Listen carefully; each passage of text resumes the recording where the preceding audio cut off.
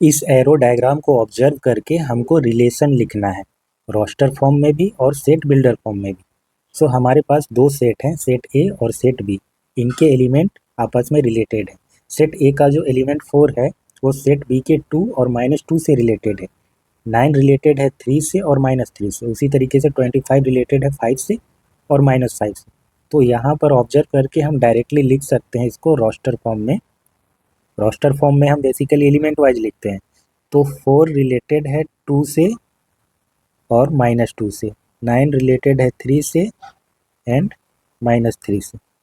25 related है 5 से and -5 से। तो ये इस रिलेशन का रोस्टर फॉर्म हुआ।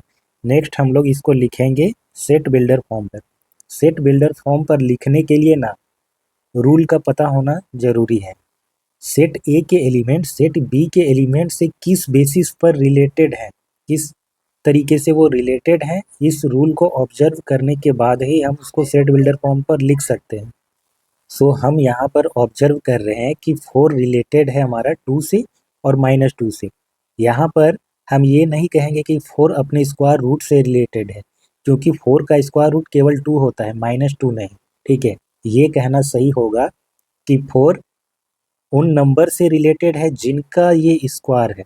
4 स्क्वायर है 2 का भी और -2 का भी, तो इनसे रिलेटेड है। 9 रिलेटेड है 3 से और -3 से, क्योंकि 9 इन दोनों का ही स्क्वायर है। उसी तरीके से 25 रिलेटेड है 5 का भी और -5 से भी, इन दोनों का ही स्क्वायर है। तो रूल यहाँ पर हमारा क्या इस्टेब्लिश हो रहा है, x equal to y square. X हमारा सेट ए के एलिमेंट को रिप्रेजेंट करेगा और y सेट बी के एलिमेंट को रिप्रेजेंट करेगा। ठीक है, तो relation R can be written as the collection of all ordered pair x, y such that x equal to y square। यहाँ पर x हमारा सेट A को बिलोंग करेगा और y सेट B को बिलोंग करेगा। तो ये रहा इसका सेट बिल्डर फॉर्म, जहाँ पर x, y ये ऑर्डर पेयर दिखाता है, R कलेक्शन है इस तरह के एलिमेंट का, और ये रूल दिखाता है जिस बेसिस पर x रिलेटेड है y से। उम्मीद करता हूँ ये कंसेप्ट आपको पसंद आया होगा। इसे लाइक और शेयर जरूर करें।